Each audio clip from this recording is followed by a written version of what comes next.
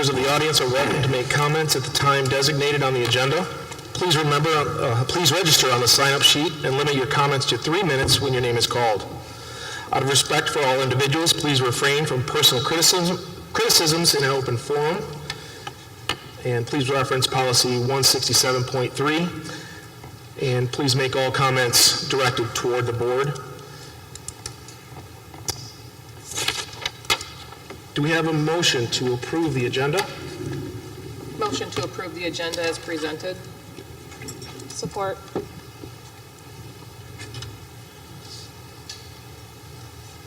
right, motion by Kim, second by Liz. All in favor of the agenda as presented, say aye. Aye. Aye. All opposed, say the same. Motion to approve the agenda carries. And first thing up is our financial report, or our financial discussion.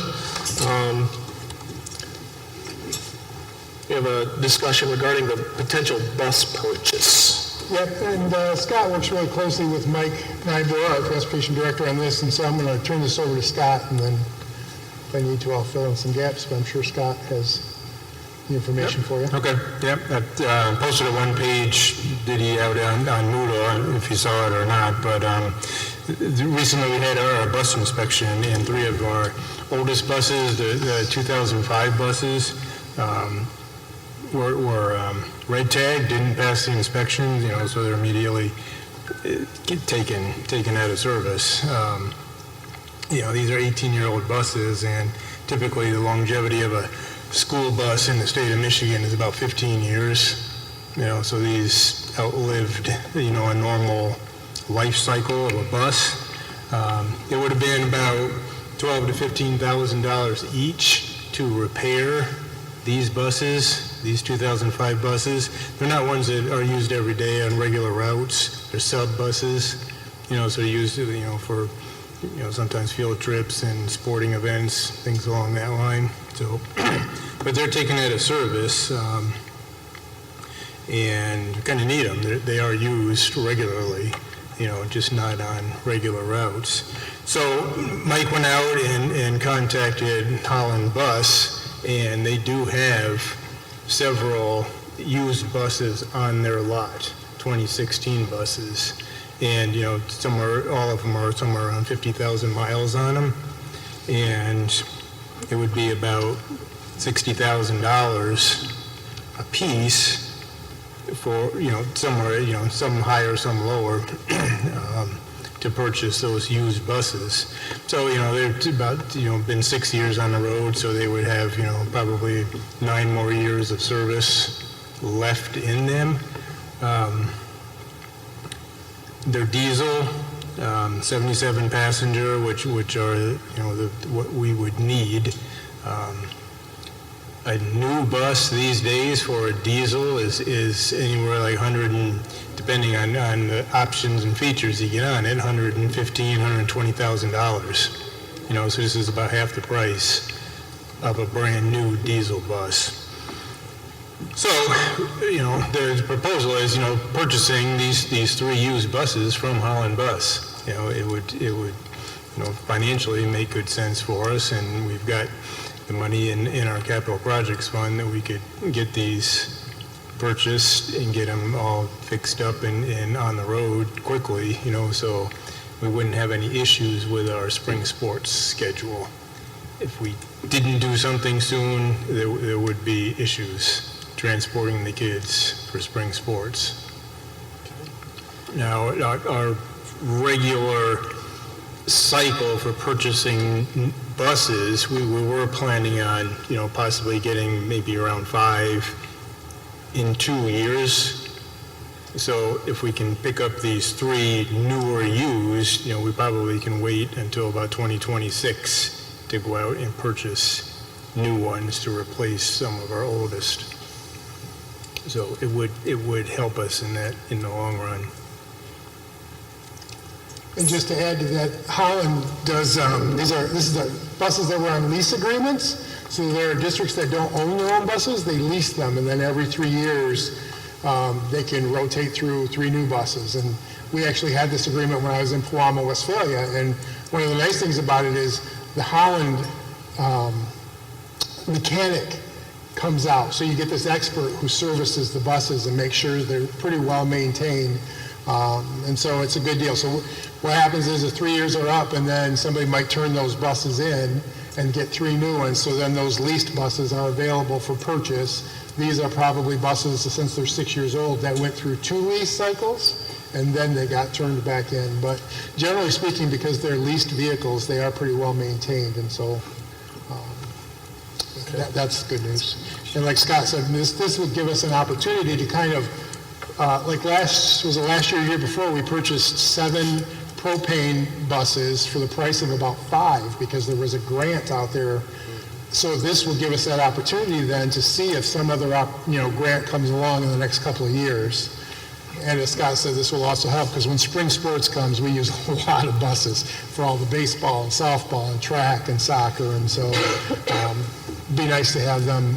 And we checked, and if we can just make a decision in March, that's plenty of time to get them painted with our Allendale Public Schools and all that, have them ready to go. So that's the proposal. Mike's moving to the mic here. Looks like he wants to say something. So I wanted to say that with that cost that Scott said, those buses will come to us already state inspected and pre-approved for state inspection. They'll be labeled with our Allendale Public Schools on the side, and pretty much serviced, ready to go. So I just want to reiterate too that the lack of having just one sub bus is all we have in our pool right now. We won't make it through spring sports, so that's kind of where my plea is. Hold on, Mike. Any citizen, you got Mike there? Yeah, so if we repaired one bus right now for $15,000, that would give us 2 sub buses in the pool. It would, but it is not recommended by the state inspector. I mean, we're going to put $15,000 into a bus that will probably be kicked out again next year. I mean, the average life expectancy of a bus is 15 years, and these are 19-year-old buses. And he just feels like the integrity of those buses are questionable right now. I was going to say, is that, I guess, is that an official statement by the state inspector? He feels that it's... Yes. Okay. I mean, he red tagged them. He doesn't want them to be in service anymore. And I may have jumped the gun on this too, Josh. I sold those buses already. I had somebody who wanted them from a farm, and they gave me a really good price that I wouldn't even gotten on auction. Yeah, so repairing them is not an option, you're saying? Repairing is no longer an option. Okay. Is that the price we have quoted minus the sale price? So you sold the buses, and that's cash in hand, so That's cash in they wrote a check to the school district, so basically that would offset some of the cost of the buses.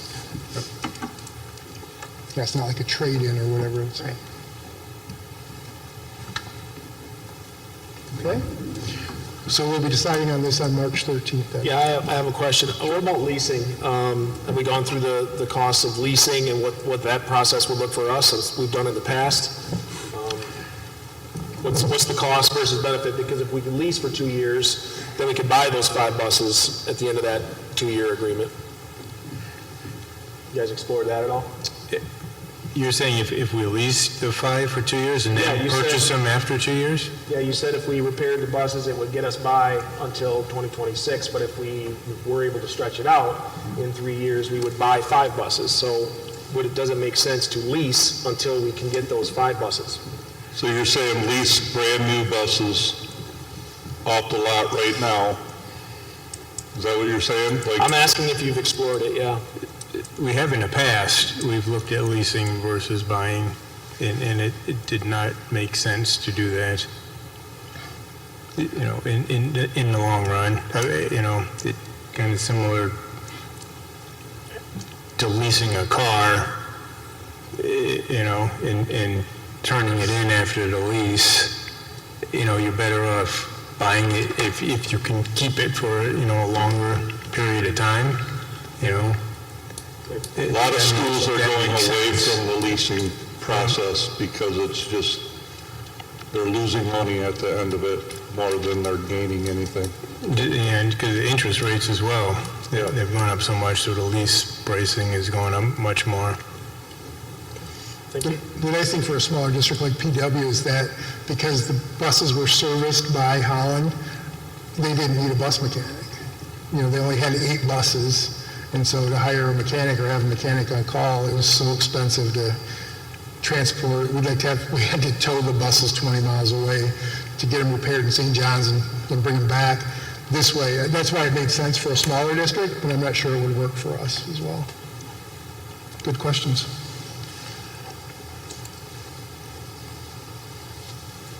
Okay. All right. Thank you, Mike.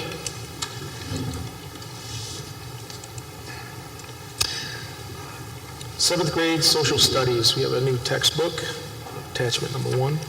Yep, so last year our 6th and 8th graders, 8th grades purchased a new textbook, History Alive, which I believe is what they used before. They just updated the series. 7th grade was still exploring some other options, but ultimately it just made the most sense for them to select History Alive as well. And so they would like to purchase that book this year. So that's what you'll be asked to consider in March. Are they currently using this curriculum and this is just a textbook that they need to go with it, or is this a curriculum switch? No, it's the same curriculum. So it's just changing resources. And I'm not sure if they, Mindy, do you know, do they use History Alive right now? 7th grade? I think they do, right? Yep, so it's basically just a newer edition of the same book.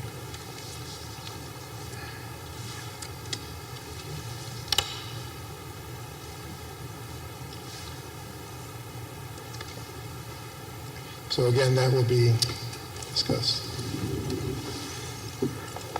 Can you, since we're talking about this for my benefit, can you kind of walk me through, is there, for curriculum, for changes on curriculum, is there a committee, a group of teachers? Do they approach the curriculum director and say, we want to switch to this? How does that, is it teacher reviewed? How does that work? Sure.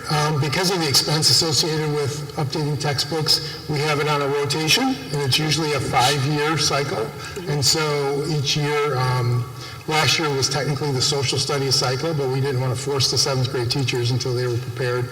But then, so this year would be a different curriculum. I know we're looking at ELA. What happens is we start at the department level, so they start, they talk about it in their department meetings, and then Mindy, the curriculum director, would meet with them, the department heads, and talk about it. At the secondary level, a lot of times you involve all the teachers that are in that area because there's maybe 5 social studies teachers at the middle school. At the elementary level, you're talking about 8 or 9 teachers in every grade level, so then it's a select committee, comes together, they make presentations to the group, and then that's how the decision's made. And that group approves it prior to it coming to us? Yeah. Okay. Thank you. Yeah, no, good question. You're good there. We will move on to our AP Economics adoption. Yep, so again, this class has been offered for quite a while, and it has been using the same Krugman's Economics for AP Econ, and now there's a new edition that's out, and again, it's part of that social studies cycle, and so they would like to update their versions, or their edition, of the book. So again, no change in curriculum, just an updated version of actually the same text.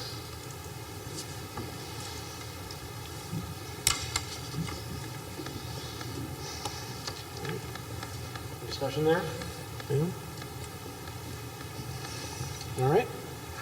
And then on to AP World History adoption. Yeah, so this is an interesting class. I think we'll get some juniors and seniors who may want to take this class, but I think ultimately we're going to find students in younger grades who want to take this class, and it's a really good AP class, which, college credit, for younger students. And the thought is, a lot of the AP classes, AP Calculus, AP Physics, AP Biology, can be a little challenging. Kids have traditionally, like if you go to our AP History, that's primarily 10th graders. And so we see this not only as a great way for kids to earn college credit, but it's also a great way for them to start to prepare themselves for the rigor of an AP class. So as they get in those upper grades and they start taking some of those more rigorous advanced placement classes, they'll understand the rhythm of it and the testing cycle part of it and all that. And so it is a new course for us. But we think there's a real niche. We'll probably get one section. It's one of those classes that you might get one section a year, but it could end up growing to more too. So it's just another exciting way to offer college credit to our kids while they're in high school. So for the kids that don't want to take the AP version, they would no longer have a history class? They'd have world history. They still Yep. have, okay, I was confused by some of the wording on here, but they sorry. still have Yep. world history, okay. Yep, they'd still have. So we have world history in 9th grade, we have U.S. history in 10th grade, but right now you can take AP U.S. history in 10th grade, or you can take, hopefully, AP world history in 9th grade. So they still have those options, but we're trying to kind of offer some extended options for those students that would benefit from it. Okay.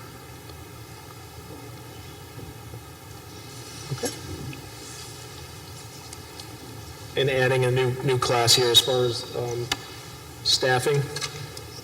Yeah, because what it'll do is basically the teacher right now is probably teaching world history, would just teach that section of AP world history. So wouldn't need any more staffing. They would just teach one less world history and teach the new class. Okay. But Mr. Vanderlaan would tell you he needs more teachers. I don't know if he's still here. There he is. All right.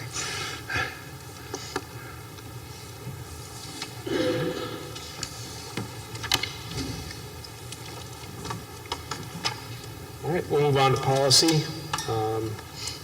A, we have, we're going to review 3112. It's a communication tool we've been talking about for a couple weeks. Yeah, so I had this, if you look on Moodle, there's the policy, but then below the policy, there's a kind of a draft of a potential communication toolkit there. It's an example that we have gotten from another district, and they fully supported us taking it and personalizing it if it helps us.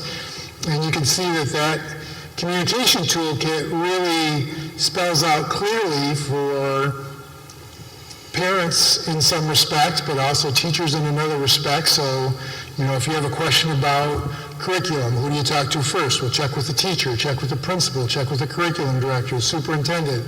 But then if you really still have questions about the curriculum and you haven't gotten answered yet, then there's the Board of Education.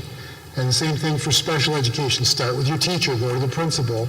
For athletics, start with your coach, then the athletic director, then the high school principal, and superintendent and Board of Education. So it just kind of lays out that really nicely, that sort of that chain of command, just the flow of the process of communication.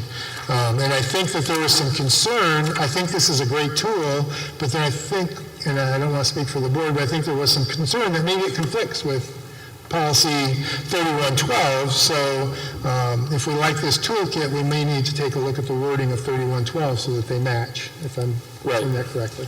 So just kind of set the stage for it and see what questions or thoughts there are on that. I like the toolkit. I think it's extremely easy to understand. Anyone that looks at it, I like the graphics of it. You know exactly where your issue lies and what your chain of command is. So it's really nicely done.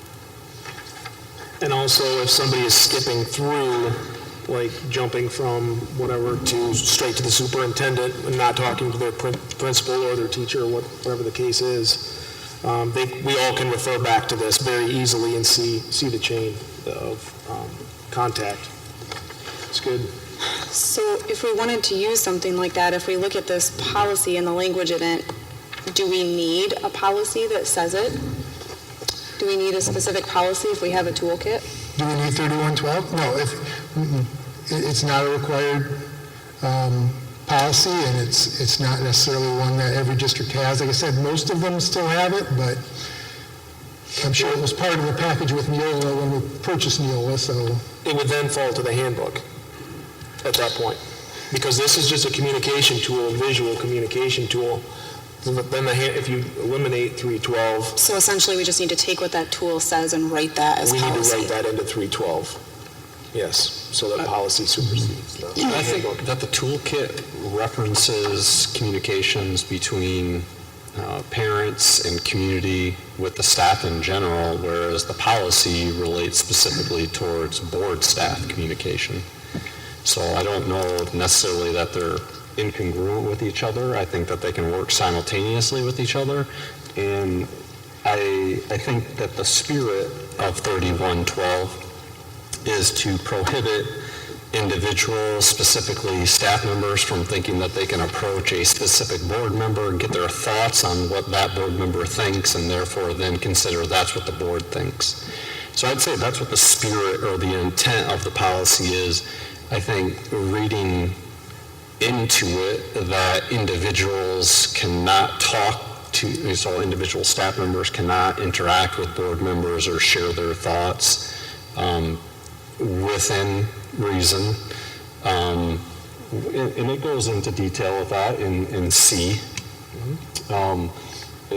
Be considered unethical conduct, it says, if it's personalities or personal grievances. So I think it speaks pretty clearly about what could and could not be allowed. So if I run into a teacher at a social event and they want to talk to me about something, that isn't them personally grieving about something that there's already in place a grievance process for, there would be within bounds to have that conversation with me. So I think we need to look at this with the intent and the spirit that it's written in, and not just exactly how it's worded, because I don't think that how it's worded, it could be misinterpreted.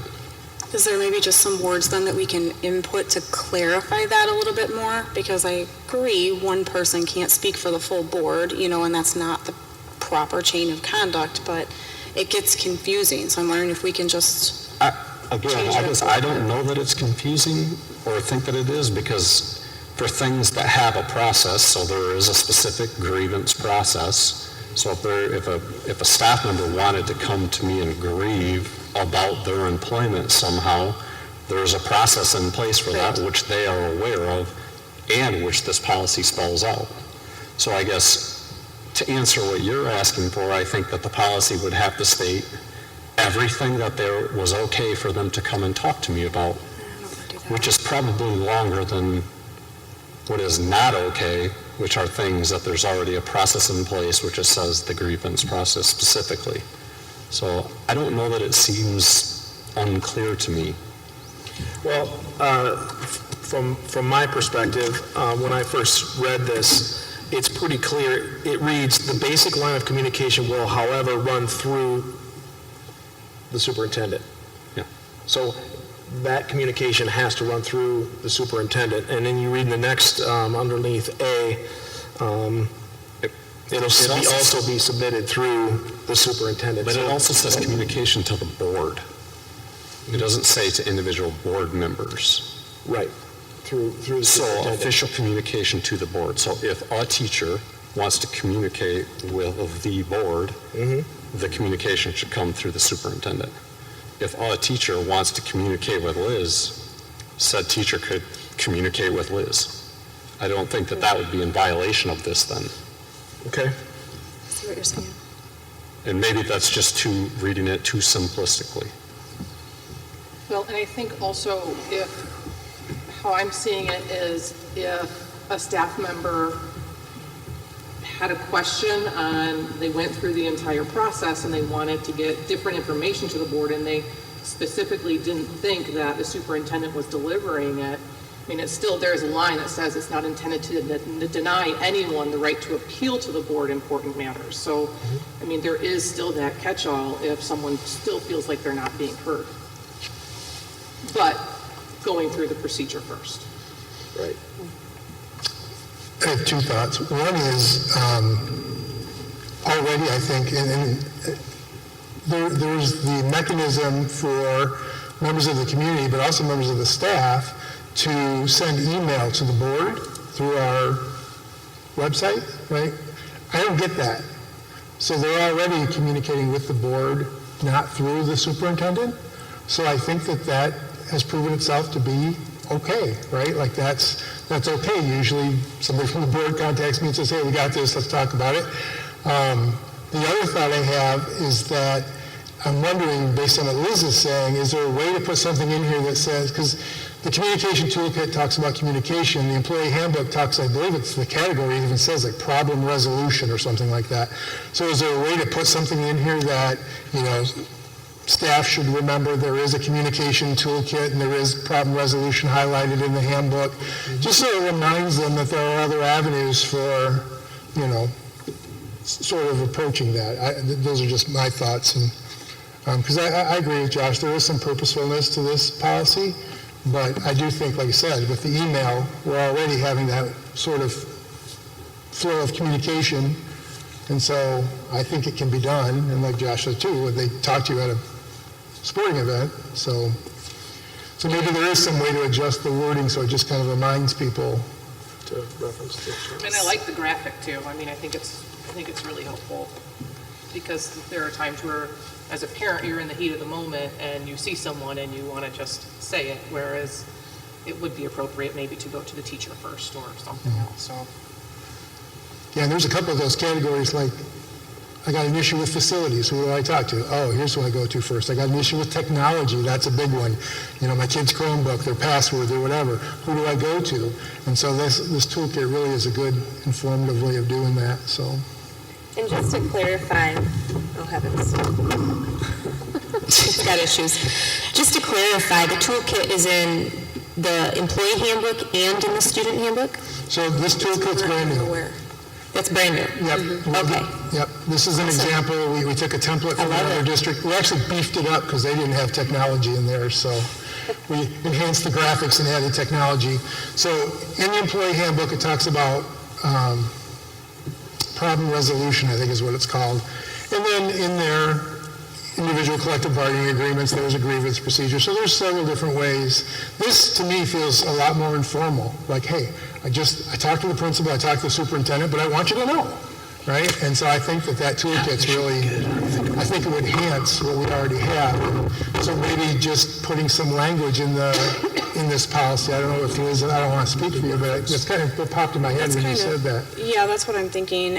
I don't think it hurts. The second line where it says board communications to staff, I like that it specifies like all official communications, and I'm wondering if that's a difference between, hey, I just wanted to let you know, or something like that, because I agree we need to follow the process, but it just, and I understand the intent of the policy and what Josh was saying. I just don't want someone to look at it and be like, what? So potentially some references to the tools that they have available.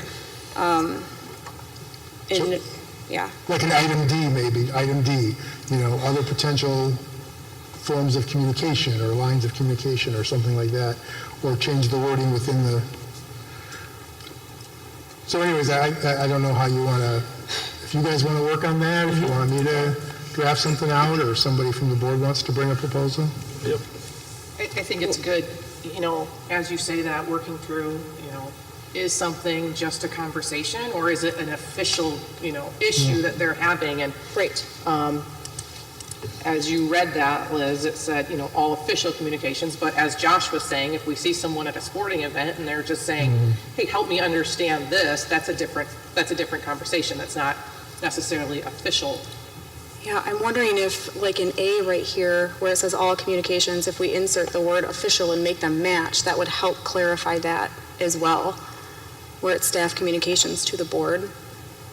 Official communications make it sound like they should then go through their process and relate to that, not necessarily every single thing that you want to speak communication-wise should go that way. I think even that one word would help clarify that. I think that's fair. Yeah, and I mean, you go on social media and a teacher might post something from a field trip they went on. We went to the pumpkin patch, and a board member might want to say, "That's awesome, glad you had a good..." Well, that's communication with staff, but why would that be an issue? That should be perfectly fine. But if you went by the, the letter of the law in this, then it would be a violation, right? So, yes, that makes a lot of Is the sense. plan that the policy committee is going to present a change? Is that what we'll be voting on, or? We don't have a policy committee anymore. Yeah, so that's what who's going to author the proposed changes? And, similarly, when Neola offers changes, they're highlighted, and then that's what we vote on, is adding or deleting, that language. How is that process going to happen? Who's going to author the changes of the words? Who's going to make sure that the changes of the wording is legal and within bounds for us to add and or delete? And when will that be done in order for us to read it prior to voting on that? So I think we can have that wording done and to Garth before the next agenda comes out, and have that vetted and make sure that we're not violating anything with the laws or anything of that nature. Yeah, so I have a question, like with this being a... Just a second. So if we're doing that before the next agenda meeting and we make that change, then it would go up through Garth, it would get vetted, and then it would come down to us. We make our changes as we see. So you would get the email and read through and highlight the changes, agree, disagree, changes you want to make, and we'll maybe put it to vote, maybe not. If we're not ready, then won't go to vote. So when you said we will do that, is that like we're appointing a couple of people, which would be like a committee, or can we just do that during now, which would be a working meeting? Can we just author the policy here and now? We could do that too. That's what I was wondering, like with it being, and not have to work outside of this working meeting. If it's a minor change like this, we all know it, we appoint someone that would then check with legal, and then it's up for vote. Yeah, can I just point out to you, and not to jump on that, but you mentioned legal, and I do just want to point out, if you go to the bottom of that policy, you'll see that there are no initials at the bottom, which means there is no legal standard for this policy. So we wouldn't really have to get this vetted by It's an ours attorney. in entirety. It's how we want to interpret it. Again, we could have it, not have it, change the interpretation a little bit. There's no legal standard on this one that you have to worry about. So Liz, I wrote down, so you're saying in A, change it to all official, is that what I was That would be my recommendation, yeah. saying?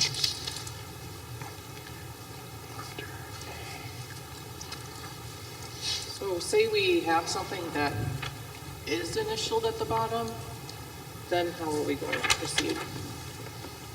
Then that needs to go back through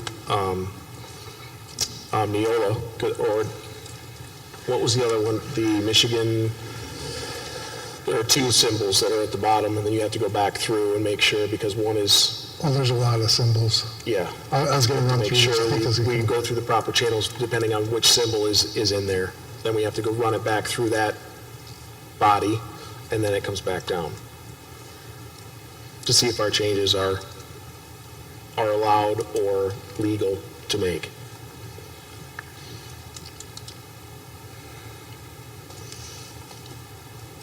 So if we make underneath A, all official communications from staff members to the board members or its committees shall be submitted through the superintendent. So that then addresses, I think that further clarifies an official versus a casual conversation. All official communication policy. And it follows it down through B also. I think the reason why it's in B, though, is because it's from the board to the staff. If you notice in A, it's from the staff to the board, so it's not classified as official because it's coming from the staff member to the board, whereas the term official is used from the board to the staff, because that would be if we authored something or approved Garth to send something on our behalf, would be official communication from the board, whereas a staff member sending communication to us is communication. It's not official or unofficial, it's from a staff member. So if you put that in A, I think it's referencing something that's unnecessary again. Because does that make sense? Yes, and I'm wondering, so I think we're going back to where you were talking about the board or a member of the board. I think is there a way, because that makes sense when I think about it, how you're referencing it. So I'm wondering, which is how it's written, if there's something where we can clarify something with the board so it's not read as like a board member, like a member of the board, where it says all communications from staff to members of the Board of Education or something like that, where it's not as simplistic as it is, instead of saying official.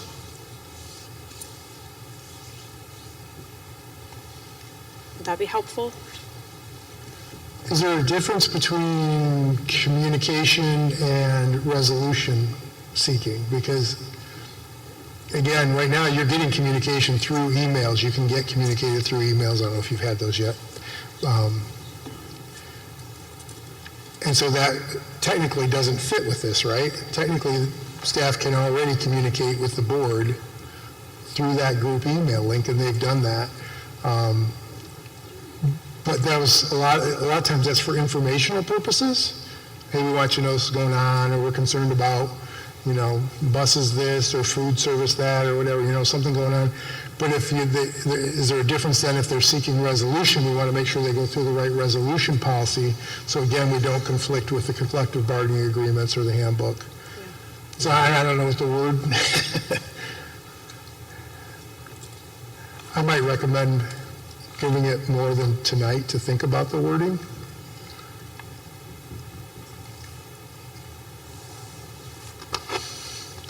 Maybe see if there's somebody on the board, Corey, who'd want to sit with me, that I could work with them on the wording, the two of us together, and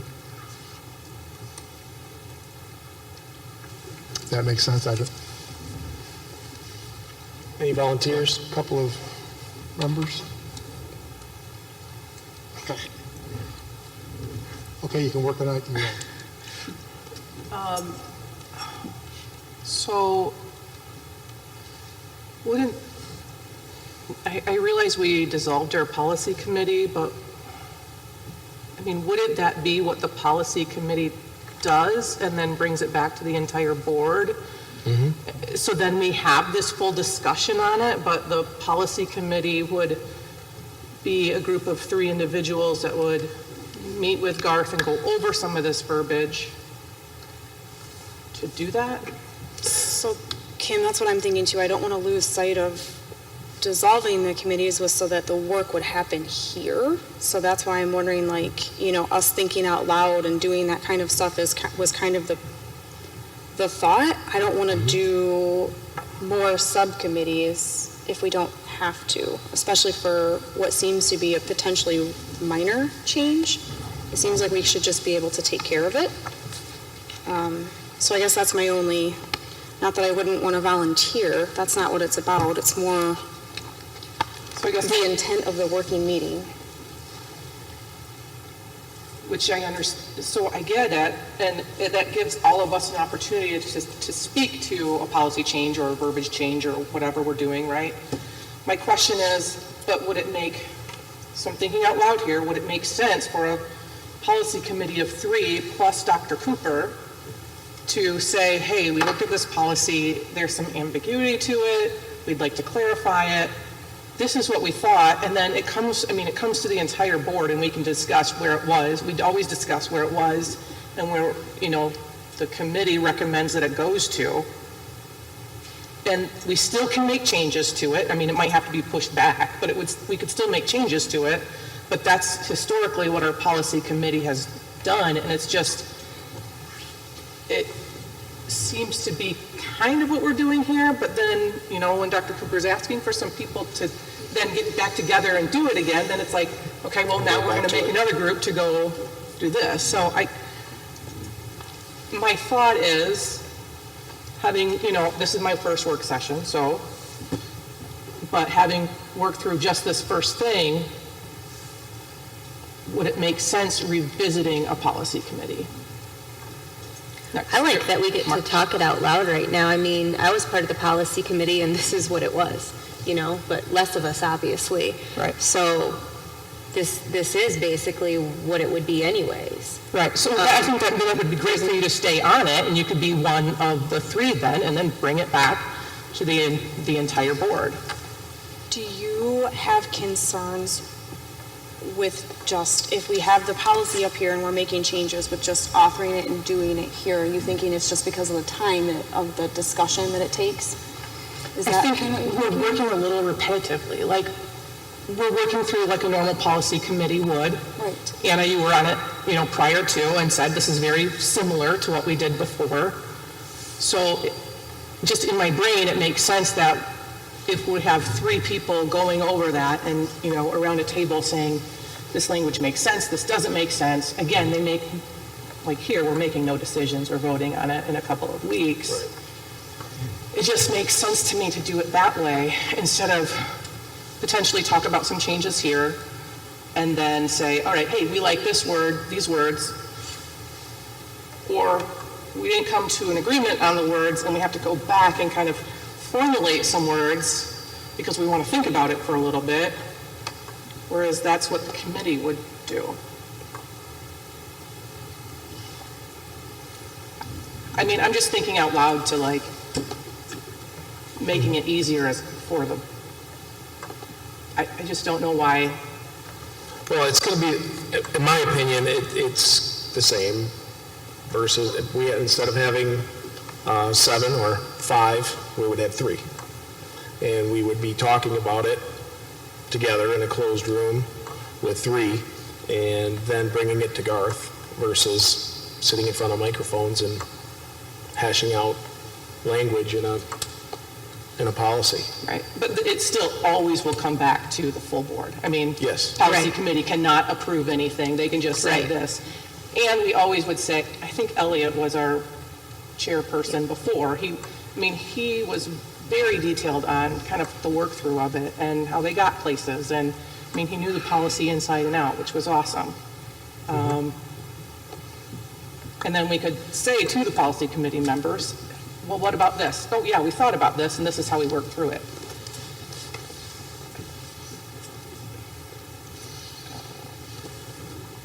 I don't know, Josh, you've been on the, I don't know. And I come to a similar conclusion, I guess, is I don't think anything needs to change with this policy.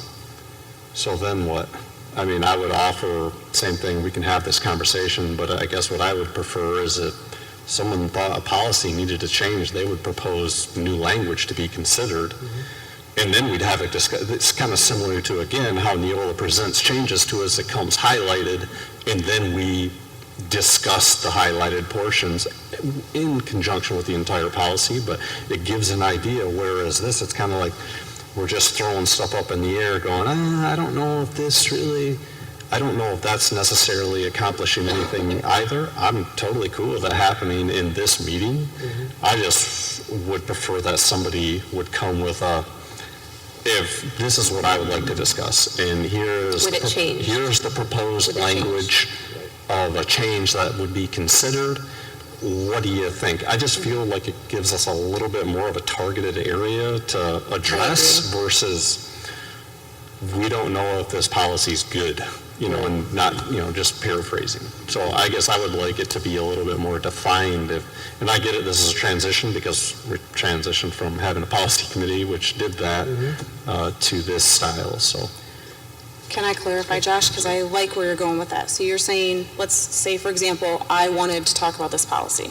And I say, hey, I want to talk about this. I highlight in yellow, this is what I'm thinking for proposed changes. So we have a starting point so that it makes it a little bit easier to do the work in this meeting. So, yeah, because I when think that's this fair. was on our agenda and I read through the policy, even previously, I read it and the first thing I did was ask Garth, just said, is there something that took place that is prompting this? Because there's no propose about what the change is, and when Neola proposes changes, oftentimes it was based off of a legal situation or a school interacting with the policy in a certain way. And so thus, there was no reason to have a proposed change. And secondly, there isn't a proposed change to it, so it just seems ambiguous to what we're doing to discuss this policy. So, yeah, I think if you were the one that read that policy, Liz, and you were like, I think it should say this, you would highlight that, include that somehow, that would get sent to us. At least then we'd have a perspective to look, a lens to look through to go, this is why we're considering this, and it just enlightens us to what you're thinking or what Corey or myself are thinking, and then we could have a discussion on something versus it just being Good. up in the air. Yeah, I like that. I'm fine with that. I think that's fair. Would it be beneficial to, if we're going to bring up a policy like this to potentially be changed, again, have more than one set of eyes on it? I know I keep going back to policy committee, but I don't understand why not have more of a discussion with more than one person to work through. Maybe there's something simple that we're overlooking, the one person is overlooking, then bring it back to the full board. And again, with Dr. Cooper, because, I would love to say I know how to do all this, but, he's got so many years' experience with policy and what needs to be in and what doesn't need to be in, and initials at the bottom or a sign at the bottom that I don't. Yep. I don't know. So I think, I'll refer to Garth here in a second, but I like having something scripted here, coming in. These are the proposed changes that someone or some people would like to see, and it runs through Garth to see the legality or what changes need to be made or what needs to be done above that. And then beyond that, then it could roll down to everyone and say, hey, this is the proposed change. Legally, we all get it from Garth. It channels through Garth to all of us individually. And then we go back through him. This is what I like, what I don't like, or we're just going to discuss this at the next meeting of, I've got a big problem with this, or nothing said, and we'll come here and discuss it.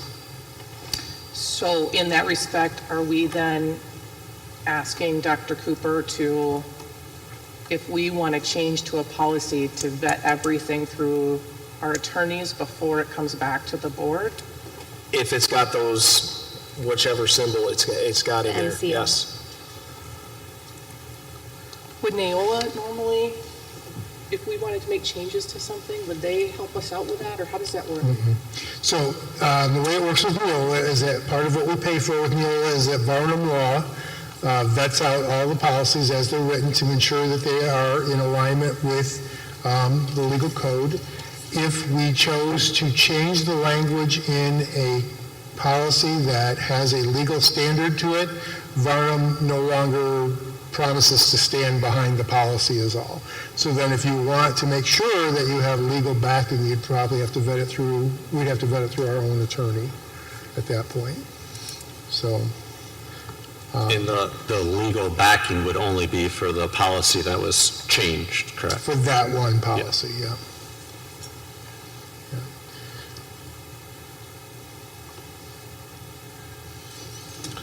All right, so for this policy, we are going to go back and re-script and have something to present to everyone on the board, Pam and Kevin, and we'll then go back through Garth. On this particular one, there isn't anything to go back through, and then you will all see something come back down with new language, and then we'll go from there. Are you going to re-script this one? I'll re-script this one. Okay.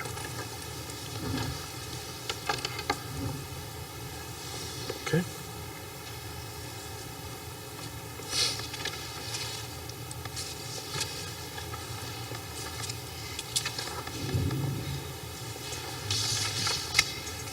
All right, next on the list is Board Policy 5310.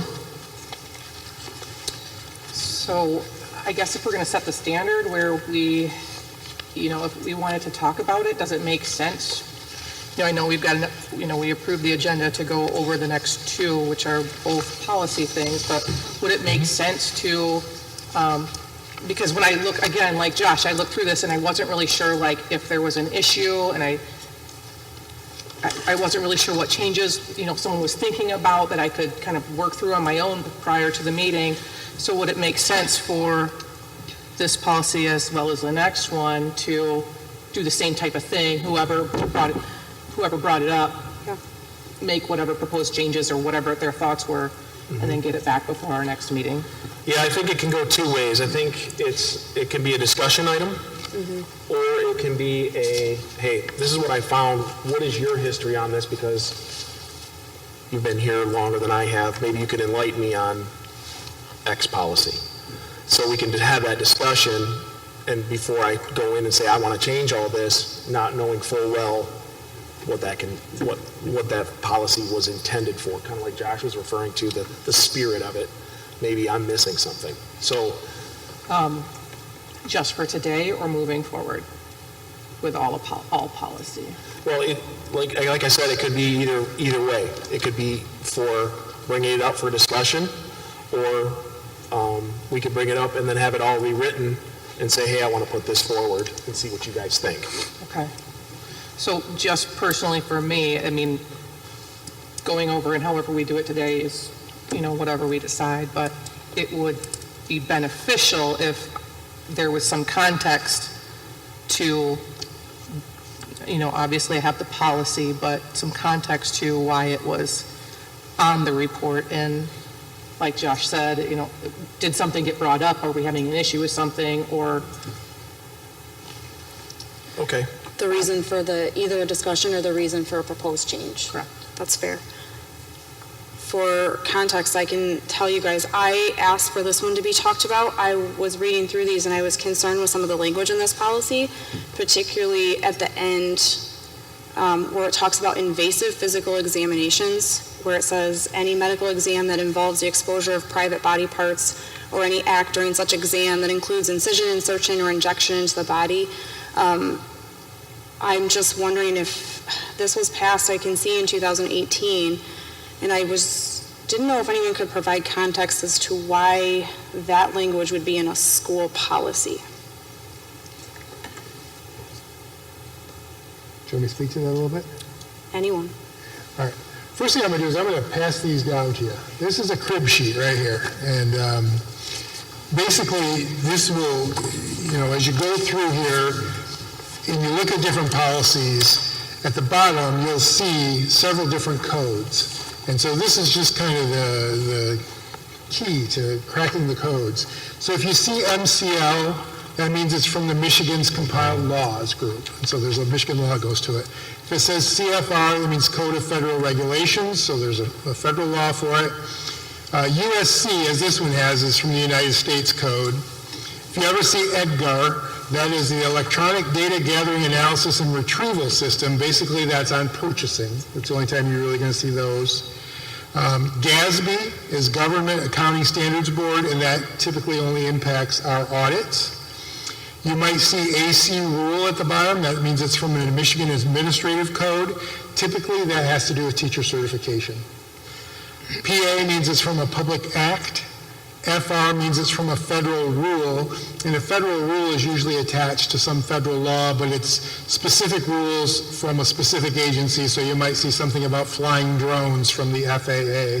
So if there's something that the FAA wants you to know, guidelines you have to follow, it comes out in a federal rule. Public law, this is usually tied to other legislation, so it's not its own separate bill, but it's kind of tie-barred to other legislation. You might see ESEA, which is the Elementary and Secondary Education Act. That was first passed in 1965, so you'll see that pop up every now and then. Those are, again, federal guidelines. And then we still have some remnants of the No Child Left Behind Act. So occasionally you'll see something that says NCLB. So that's your little guide to when you see the bottom, you know who's putting this forward. All that is to say is that in this case, it's from the U.S. Code, and none of this stuff up here really is part of the law. Like, there's nothing here that necessarily is the legal standard. But what the reference here is in the U.S. Code is this idea of parent notification. So you can see that in the last two paragraphs, it says, the board shall directly notify parents of students at least annually at the beginning of the school year of the specific or approximate dates during the school year when any non-emergency invasive physical examination or screening is scheduled. And then the next paragraph then defines what invasive means. They consider, for example, physicals, sports physicals, as an invasive exam. And so if we are going to offer, which we usually do, to have physicals here at the school, bring in some doctors, make it convenient, make it less expensive to do the physicals, we by code have to notify parents that you're having this opportunity for what could be considered an invasive procedure. But when you look at like vision screening and hearing screening, those things that are up at the top, those are not required. The school code doesn't speak to those. The school code in this case is speaking to that parent notification piece. It doesn't even really talk about the health stuff in there. So we don't have to do any of those things. Like, we don't have to offer sports physicals. We can tell kids they have to go to their own doctor. This policy is just in here to say that if we ever do that, we have to make sure we're notifying our parents. So Garth, likewise, if you were to decide to hold a flu shot clinic, you would, because it's A poke is considered invasive, we'd have to, within these standards, notify parents. If we ever offer them for students, yes. We wouldn't have to notify parents if we were offering it to staff, which is the only way, they're the only ones we offer it for. I don't know if that helps at all, but that's, again, so sometimes you'll see a policy that's 2 pages long, and then you'll see the MCL at the bottom, and it doesn't really go to the whole policy. And that's why sometimes we can change some of the wording in a policy as long as it doesn't impact the part that the law is addressing. Does that make sense? And so we could take it back to Varnum, and if they say, okay, this does not change the language of the legal standard, then they would only refuse to stand behind it if we didn't follow the legal code. So this has to be in, regardless of if we're doing something or not.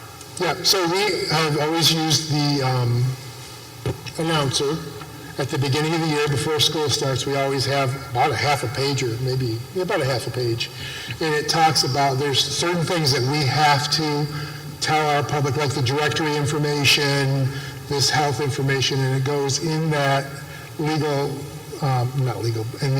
public announcement that goes out. So that's what this speaks to, is that you have to let your parents know that if you're going to do these things, and again, if we do vision testing, hearing, we let parents know it's coming up, and they can always opt their child out of it. There's no mandatory. So when I read, so I think I know where you're, I don't want to speak for you, but would I want a school to insert, inject, or incise anything on my child? No, I wouldn't. But do I understand that it has to be in there legally? Yes, because does that mean we're going to do that? No, but if we were, parents need to know, and then they could make their decision on whatever is best for their family. But I think I understand where you're, because I wouldn't. It's concerning language, right? We Right, just but look at it, which is why I brought it up for discussion, just to kind of get some history. But I also looked at a bunch of other schools, because obviously the majority of schools around us use Neola, and so they have the same board policies, and only about half of them had that language in terms of the invasive piece. So are we drawing the conclusion then that they don't offer physicals if they don't have that? Because it wasn't there. Like, it would stop at, the audiometric screening or the visual screening. It would have it, and that whole piece about anything invasive was completely removed in about half of the schools that I looked at. because I was trying to just kind of get some history. So that's why I'm just trying to understand, On their is website? it really necessary? On their website? Yeah. Like, same board docs that we use, that would be on their website. Yeah, and I would say that probably, if they're not going to offer the physicals, then there's no chance of an invasive procedure being done at school, then they wouldn't need that information. I have a question on that. How do you know what is the legal part? Like, which parts are the required parts?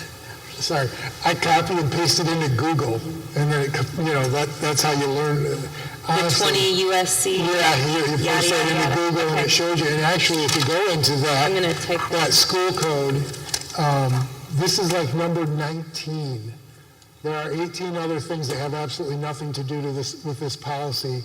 But then when you get down to I think it's pretty sure it's number 19, you'll see it talks about parent notification. It's like, I get it now. That's what they're telling us. We have to notify parents. But again, that's a quick email. If you're ever interested, it's a quick email to Neola or to Varnum, and they'll let us know what part is the required legal standard. Okay. And, I know, can we just confirm with them that we have the most updated version of this policy? I didn't see a date that, I didn't see the date, unless it's, Should say at the top, updated. Oops, my thing just flew. This one doesn't have it updated.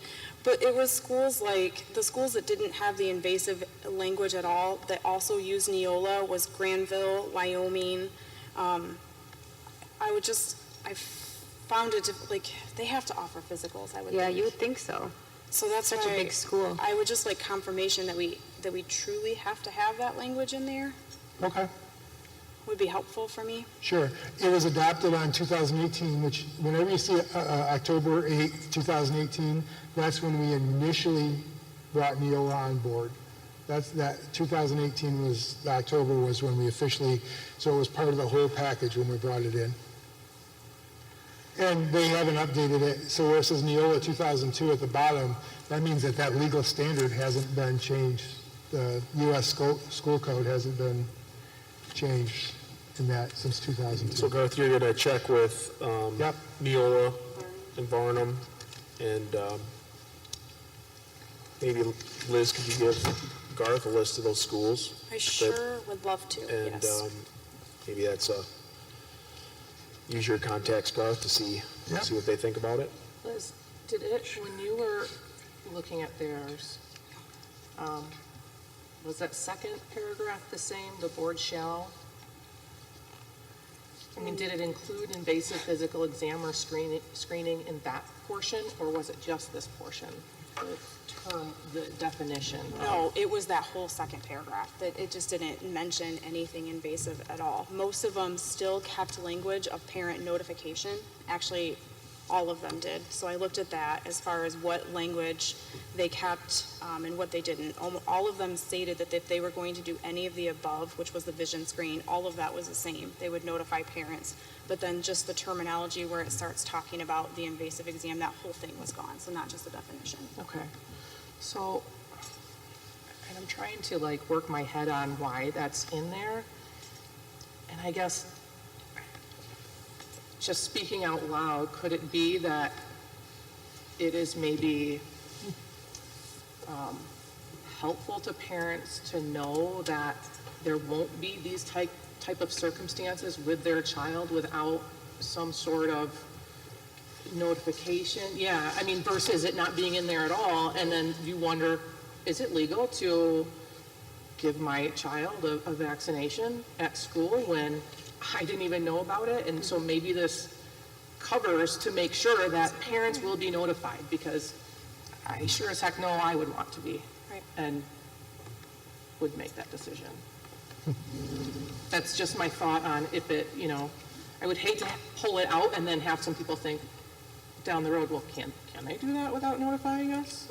Right, which is a good point, being the hot topic of vaccine clinics and things like that, so. Yeah, Granville's is a lot more succinct. Theirs just has A, B, and C. Physical exams, vision screening, audiometric screening. So not athlete, not B? It just says, I think he's just physical exams. Yeah, Doesn't physical specify exams, that. vision screening, and hearing.